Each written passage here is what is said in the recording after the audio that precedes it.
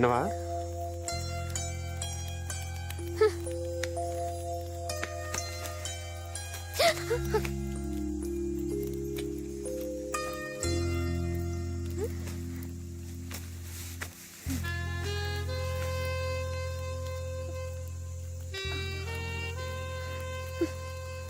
దొంగ సచ్చినాడు, మొత్తం వీడే తినేస్తున్నాడు. ఏంటి? ఏం లేదు, నువ్వు తిను తిను. వీడు బాగా తాగి పడిపోతే నేను పారిపోవచ్చు. అన్నీ నువ్వే తాగుతావా? కొంచెం ఉంచుతాలే. అన్నీ నువ్వే తాగు, మొత్తం ఫుల్గా తాగేయి. తాగి పడిపోతే పారిపోవచ్చు అనుకుంటున్నావా? నాకే కాదు, పప్పుకు కూడా దొరకవు. ఏదోటి వచ్చి తిని పారేస్తుంది. వీడు తాగిన మైకంలో నన్నేం చేయడు కదా.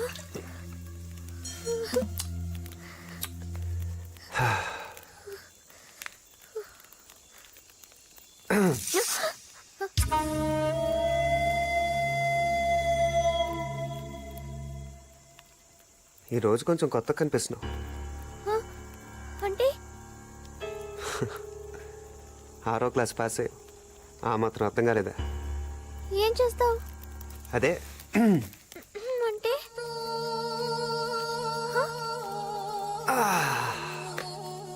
అదే మొన్నేదో అన్నావు కదా. నేనేమన్నాను? ఏదో చేస్తాను అనుకున్నావు కదా.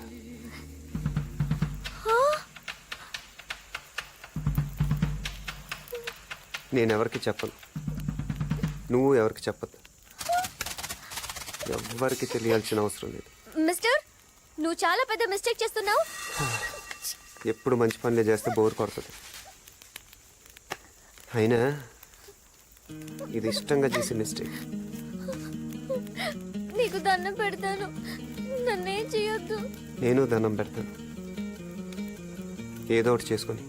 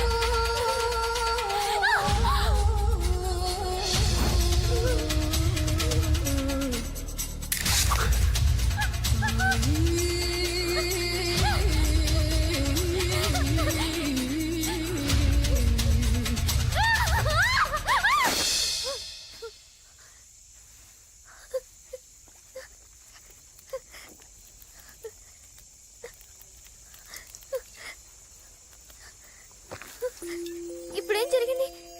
నువ్వేం చేయలేదు కదా. ఏదో ఒకటి చేస్తే కానీ నీకు సరదా తీరేటట్లేదు.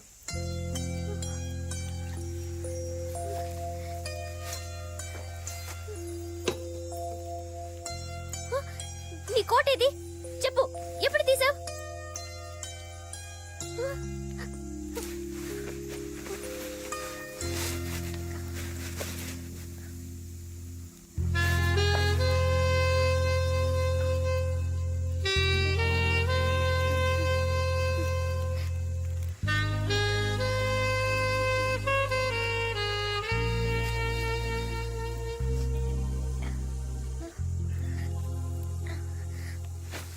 నీ కోట్ నాకేస్తావా? అపచారం అపచారం.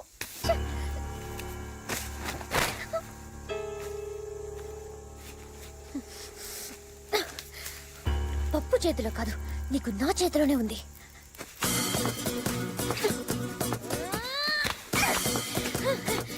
ఎరా, తాగి నన్ను ఏదో చేద్దామని నువ్వు బ్యాడ్ గా థింక్ చేసావు కదా. అయిపోయావు దొంగ సచ్చినోడా. మా ఊళ్ళో కబడ్డీ ఆటలో నేనే హీరో తెలుసా. మా జిల్లానే ఒక ఆదరించేదాన్ని. కబడ్డీలో నాకు చాలా సర్టిఫికెట్స్ వచ్చాయి. అది నా పవర్. ఎలా ఉంది నా ఊట పట్టు? సమ్మగా ఉంది.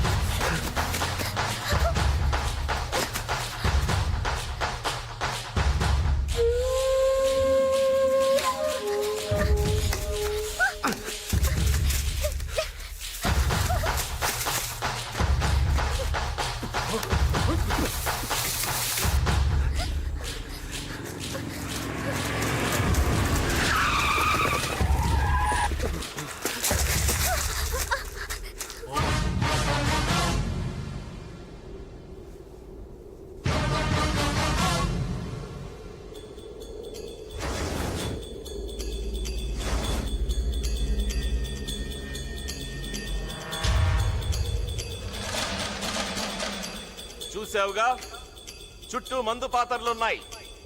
అడుగు ముందుకేసావో పిప్పైపోతావు. మర్యాదగా నా వరాన్ని నాకు అప్పగించి నువ్వు లొంగిపో. నీకు క్షమాభిక్ష పెట్టిస్తాను. రే, రే, రే, రే. అరే వీడేంటి మందు పాత్రలంటే దీపావళి టపాసులు అనుకుంటున్నాడా? వాటి పవర్ ఏంటో చూపిస్తే గానీ మన దారికి వచ్చేలా లేడు.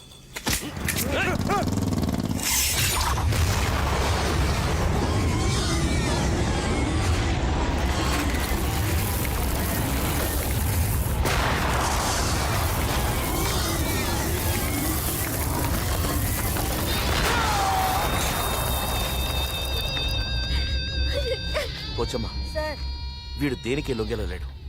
నేను మాటల్లో పెడతాను, నువ్వు వాడిని షూట్ చేసేయి. వద్దు సార్, పొరపాటునానికి బుల్లెట్ తగిలి మందు పాత్ర మీద పడ్డాడు అనుకో, మీ వరం కూడా తుకుడలు అయిపోతుంది సార్. వద్దు, అలా అవ్వకూడదు.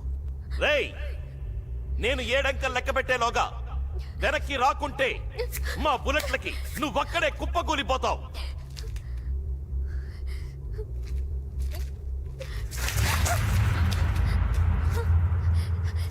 ఇప్పటికైనా బుద్ధి తెచ్చుకో. మా ప్రేమ ముందు ఓడిపోయినని ఒప్పుకో, లేకపోతే అనుభవిస్తావు. అదేదో ఇద్దరం కలిసి అనుభవిద్దాం రా. 1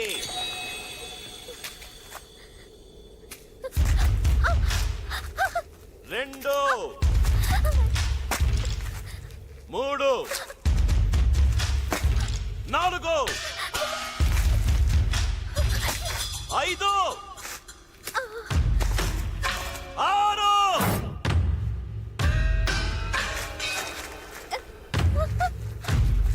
7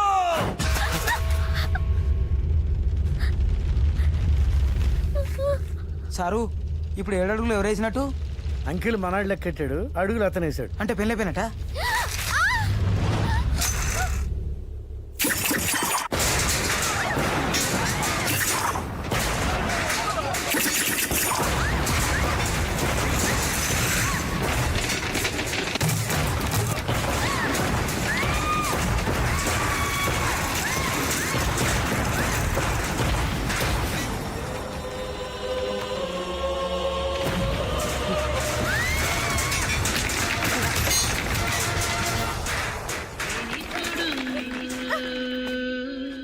వీణ్ణి బతకనివ్వను.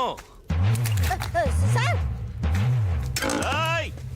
అమ్మా బాంబు మీద కాలేసిండు.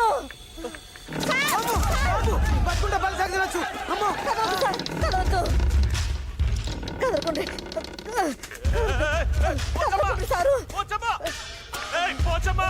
కదలకండి. మంచి గిరుక్కున్నాడు కొడుకు, దెబ్బకు నుజ్జు అయిపోతాడు, పేడ ఎరడైపోతుంది. ఓయమ్మనే, ఓయమ్మనే, ఓయమ్మనే.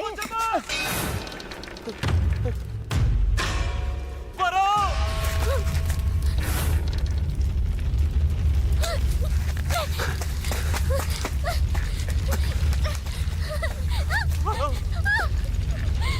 ప్రేమ, దోమ, వంకాయ అన్నావుగా, చూపించు. దర్జాగా నడుచుకొచ్చేస్తాడు. అక్కడుండు, అక్కడ.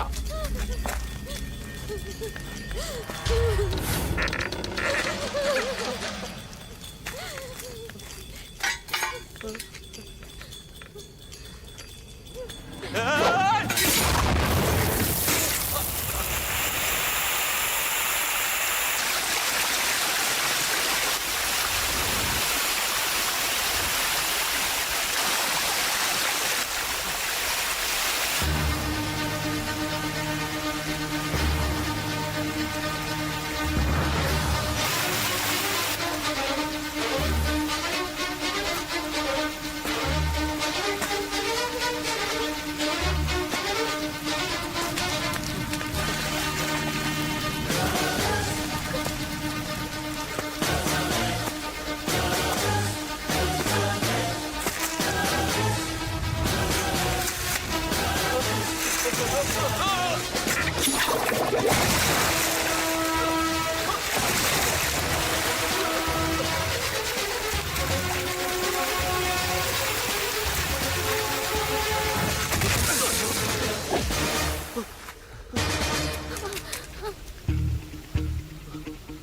ప్రాణాలు నీకు భిక్షంగా ఎందుకు పడేస్తున్నానో తెలుసా? ఈ క్షణం నుండి నేను ఇచ్చిన ఈ బతుకుతో క్షణక్షణం చస్తూ బతకాలి. స్టూడెంట్లు రాజకీయాల్లోకి వస్తే ఏ గతి పట్టిస్తానన్నావో, నీలాంటి రాజకీయ గూండాలకు కూడా అదే గతి పట్టిస్తాను. ఇప్పుడు మొదలవుతుంది నీ అస్సలు పెళ్లి.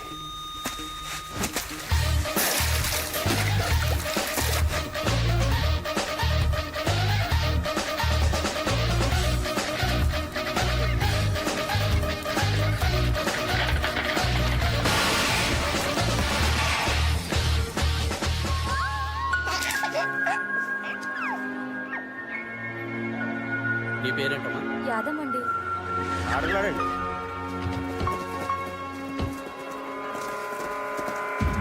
రేయ్, నమస్కారం సార్. ఎక్కడ్రా సిద్ధార్థ? చెప్పండ్రా, ఎక్కడ సిద్ధార్థ? తెలుసు సార్. చెప్పండి. సిద్ధార్థ్ ఎక్కడ ఉన్నాడో మాకెలా తెలుస్తుంది సార్? రేయ్, ఒక్కడిని కూడా వదిలిపెట్టకండి. కుళ్ళబడి చెండా కొడుతుంది.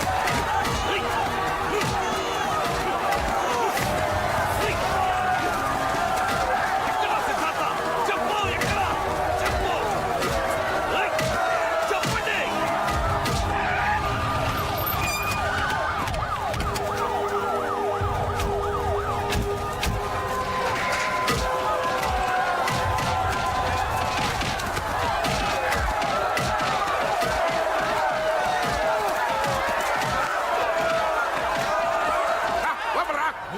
ఏమైందిరా నీకు?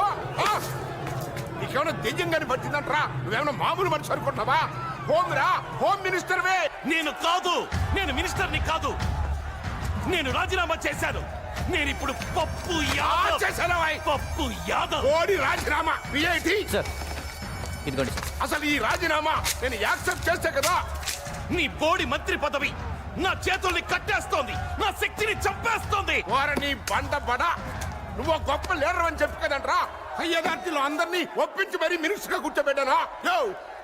నేను నా పొజిషన్ లో సేఫ్ గా ఉంటేనే నీ పొజిషన్ సేఫ్. చూడు, లేకుంటే నువ్వు కట్టడాలి ఇంతే. నీ అమ్మ కడుపు ఆగరా. ఇక పిచ్చిగా పడుతుంటరా. ఇగో పాలిటిక్స్ అంటే ఇంతేరా. పబ్లిక్ సింపతి కోసం నేను ఫార్మాలిటీగా విజిట్ చేశా అంతే. అర్థం చేసుకో. పదవి చేతులు లేకపోతే పబ్లిక్ కే తిరగబడతారు. నా ప్రతి politics politics politics politics. Siddhartha Siddhartha Siddhartha.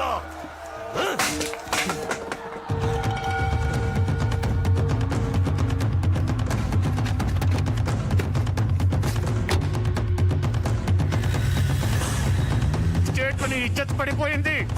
ఏం బావా, నన్ను జైల్లో ఉంచి నాకు చేతులు కట్టేశావు. ఇవన్నీ తెలిసి ఇంకా ఇలా ఉంటే కత్తులు క్షమించిన బాంబులు క్షమించవు. బయలుదేరా. నా చెల్లిని తీసుకురాకపోతే నా పేరు మొండినానే కాదు. ఎవరి కష్టాలనైతే చూసి రాజకీయాల్లోకి రావాలనుకున్నాం, వాళ్ళ పరిస్థితి మాత్రం మరీ అధ్వానంగా మారిందిరా. కూలీలా మారిన వాళ్ళు చూసాం, బిచ్చం ఎత్తుకునే పరిస్థితులను చూసాం. చివరికి ఇప్పుడు బలవంతపు చావులు కూడా చూడాల్సి వస్తుందిరా. పైగా పప్పు యాదవ్ మన మీద పగతో వాళ్ళని ఇంకా చిత్రహింసలు పెడుతూ వాళ్ళ కోసం కేటాయించిన పొలాలు నమ్ముకోగా ఏదో నామకే వాస్తే కట్టించిన ఇళ్ళని కూడా నిధులు లేవంటూ సగంలో ఆపేశాడు. పబ్లిక్ లో కూడా మన పట్ల కన్ఫ్యూజన్ ఏర్పడిందిరా. అసలు మన సిద్ధాంతం ఏంటో, దానికి ఎన్నుకున్న దారేంటో తెలియకపోవడం వల్ల సివిల్ డిఫెన్స్ ద్వారా మనం ఎన్నాళ్ళు కూడగట్టుకున్న పేరును కూడా కోల్పోతున్నాం. ఏ ప్రజలకైతే మనం మరింత దగ్గరై సహాయం చేయాలని రాజకీయాల్లో అడుగు పెట్టామో, మన మొదటి లక్ష్యం కూడా అదే. వాళ్ళకి సహాయం అందటం. మనం అందరం ఎక్కటం ముఖ్యం కాదు. టెర్రరిస్టులుగా మన మీద పడ్డ నింద తొలగిపోవాలి. ఇదంతా పప్పు యాదవ్ చేసిన కుట్రను మనం నిరూపించగలిగితే ఈ రాజకీయాల్లోని మొదటి కలుపు ముక్క నీరేసే అవకాశం దక్కుతుంది. అసలు ఆ రోజు క్యాన్వాసింగ్ మనం అద్దెకు తీసుకున్న సుమో ఎవరిదైనా ఆరా తీస్తే ఏమైనా ఆధారాలు దొరకచ్చు. అమ్మో, ఇన్నాళ్ళు ఈ అమ్మాయిని ఎలా భరించారా బాబు? బురదనేస్తుంది. దాంతో జాగ్రత్తగా ఉండాలి, లేకపోతే మనకే మస్కా కొట్టి పారిపోద్ది. ఓసారి మేం పడవ మీద వెళ్తుంటే సరిగ్గా మా పడవ పక్కనే వెళ్తున్న ఇంకో పడవలో ఆయన కనిపించారు. నా చూపులు ఆయన మీద ఆగిపోయాయి. అందరూ గోదావరిని చూస్తున్నారు, నేను మాత్రం ఆయన్నే చూస్తున్నా. ఏ అడ్డంగా కూర్చున్నాడా? అందంగా కూర్చున్నారు. ఆయన అందానికి నా కళ్ళు అదిరాయి. ఇంకేం అదర్లేదా? అదిరింది ముక్కు.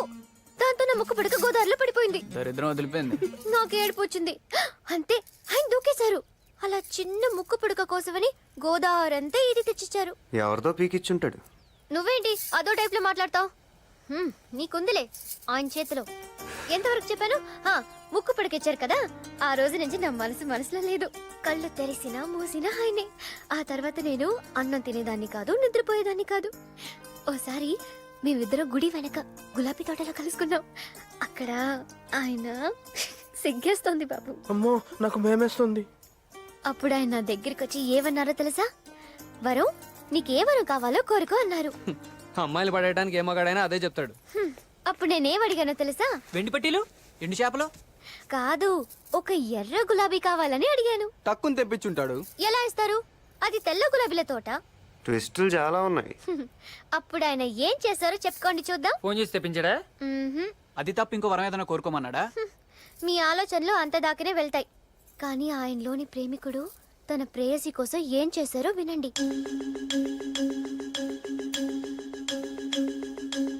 చెయ్యి కోసి ఆ రక్తంతో తెల్ల గులాబీని ఎర్రగా చేసి నాకిచ్చారు. ఎవరు చెయ్యి? ఆయనే కోసుకున్నారు. ఊరుకో, రక్తం కంటపడితే తప్ప నిద్రలాడు, ఎదుటాడు పీక్ వస్తే తప్ప పడుకోడు, ఆడు చేయి కోసుకోవడం ఏంటి? ఆయన మనసు మీకెప్పటికీ అర్థం కాదు. తను కాలిపోతూ లోకానికి వెలుగిచ్చే కొవ్వొత్తి లాంటోడు. కనీసం ఆడికి కొవ్వు ఉందన్న ఒప్పుకున్నావు. మీరు నమ్మరు. నీకు పిచ్చానుందా? నమ్మరు. అవును, పిచ్చే. ప్రియుడి ఎడబాటు భరించలేకపోవడం పిచ్చే అయితే నాకు పిచ్చే. నచ్చిన వాడి కోసం బాధపడ్డ పిచ్చే అయితే నాకు పిచ్చే. తన గురించి ఆలోచిస్తూ రోజులు గడపడం పిచ్చే అయితే నాకు పిచ్చే. పిచ్చే పిచ్చే పిచ్చే నాకు. సరే సరే ఒప్పుకుంటున్నాం, నీకు పిచ్చే.